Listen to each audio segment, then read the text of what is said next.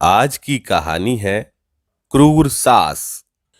किसी नगर में एक दुष्ट सास रहती थी। वह हमेशा अपनी भोली और सुशील बहू को सताती रहती थी।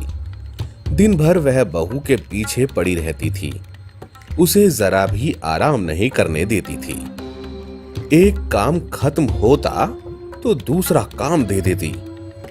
एक दिन बहू से काम करने में थोड़ी सी देरी हो गई। इस पर सास ने क्रोधित होकर उसे घर से निकाल दिया। बेचारी बहू दुखी होकर अपने मायके के रास्ते पर चल दी। रास्ते में एक जंगल पड़ता था। बहू डरते डरते जंगल से जा ही रही थी कि जोरों से बारिश होने लगी। बारिश से बचने के लिए बहू एक पेड़ के कोटर में घुसकर बैठ गई। इस पेड़ पर दो राक्षसियां रहती थीं। वे आपस में बात कर रही थीं। एक बोली, यहाँ तो भारी बारिश हो रही है, चलो स्वर्ण द्वीप पर चलते हैं। यह कहकर वे अपने जादू से पेड़ को उड़ाकर ऐसे द्वीप पर ले गईं जहां चारों तरफ सोने की रेत फैली थी। दोनों राक्षसियां घूमने निकल गईं। बहू कोटर से निकली और अपनी साड़ी के पल्लू में उसने थोड़ी सी रेत भर ली और फिर से कोटर में छिप गई।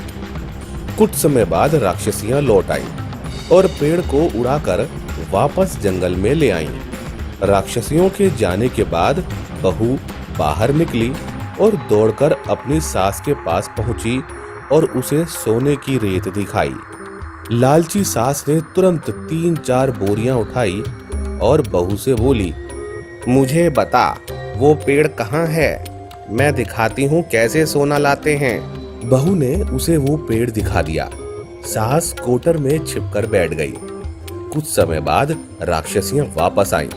उनमें से एक बोली, आज मछली द्वीप चलते हैं, बहुत दिनों से मछली नहीं खाई।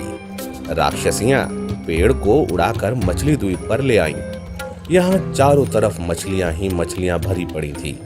उनके जाते ही जैसे ही सास ने बाहर कदम रखा, वह मछलियों पर फिसल कर गिर पड़ी। वह राक्षसियों को कोसती हुई वापस कोटर में बैठ गई।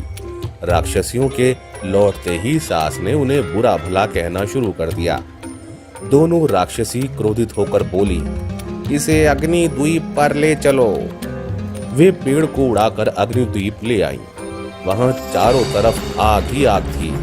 उन्होंने सास को आग की लपटों में फेंक दिया और हंसती हुई वापस लौट गई। इस कहानी से हमें यह सीख मिलती है, दुष्टों को उनकी दुष्टता की सजा कभी ना कभी मिलती ही है।